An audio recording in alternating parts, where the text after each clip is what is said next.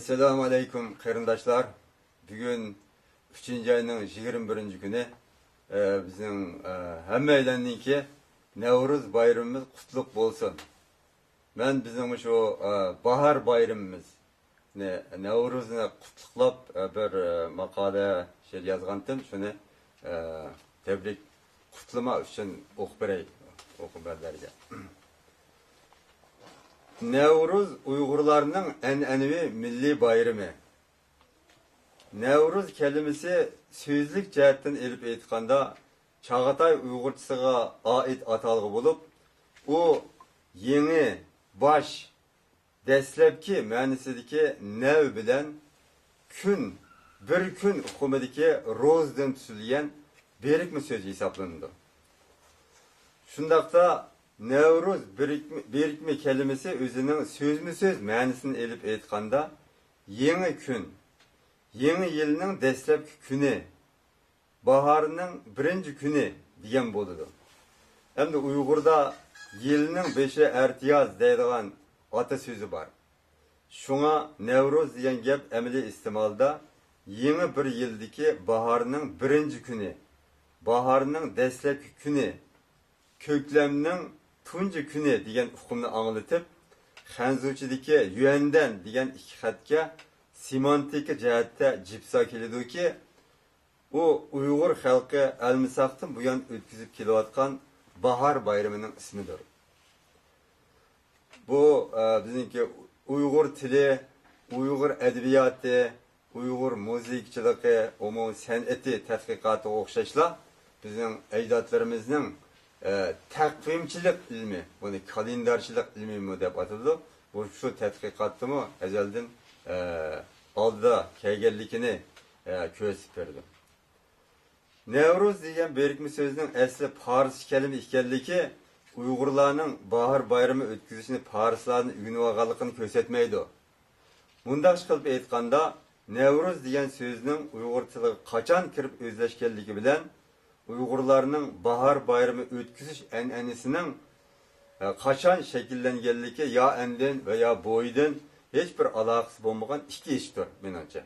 Çünkü Uygurlar ameliyette bir yılının 365 gün ikenligini, bir yılda 4 pesilinin varlığını, bahar pesilini bolsa yer zemin yeni baştan yaşarıp yeşillikka pürkünüşke başlaydıgan bir xil bir yıl içindeki başlamçı mevsim ikenligini bilgen aşo nahaytımı uzak esirler burunqi çağlardan başlapla toplaşıp, cemaatleşip bahar bayramı ötküzüş en'enisi şekillendirgendir.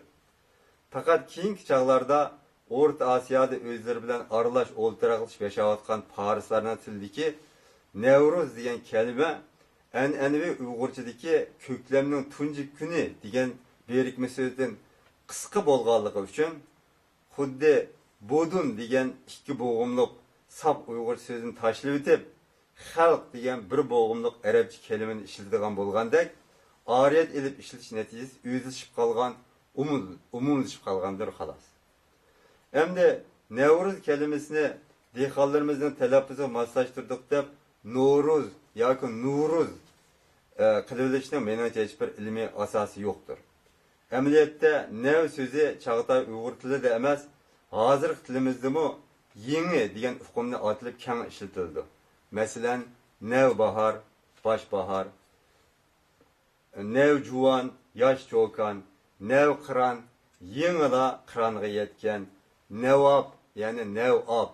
Bu ko'rlarda bir daryoning ismi, bu yeni o'stan degan bo'ladi. Deganlarga o'xshash.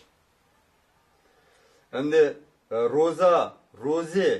Roza ahun şekilde işlevatkan bu roz sözümü uğuluk emas belki sapsağlam oğuluk işletildi.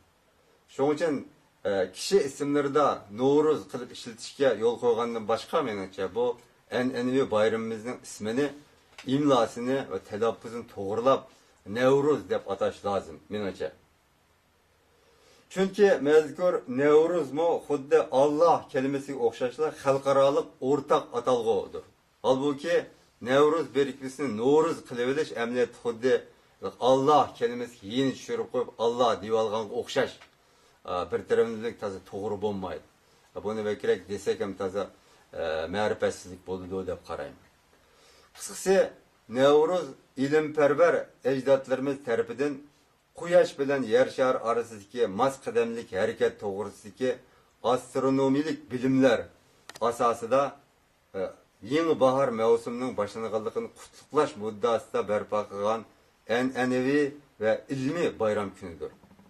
Şuna Nevruzda yezi qishloqlardan tartib shahar korxonalargacha, idora organlaridan tartib maktab, ma'rifat o'choqlarigacha xos ommaviy faoliyatlar orqali bayram qilinib, sovuq qish faslining oxirlashib, illiq ertiyoz mavsumining boshlanganligi, dal daraxtlarning yangi boshdan ko'klab, tabiatning qaytadan jonlanishga boshlaganligi tabiiy va haqli holda muboraklandi, tabriklandi.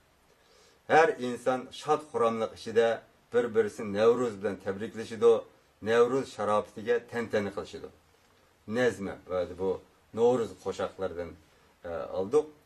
İgiz tağıdan karlar erip sular geldi. Cenub bağıdan çat sayrışıp karlıgaçlar geldi.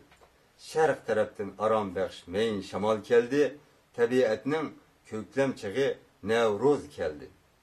Kök asmanda turna kuşlar qatarlışıp, yer ziminde del daraxtlar iğanlışıp, tağ deryalar öz siliçe şavqın silip, jaranglattı şu bir sadani Nevruz keldi.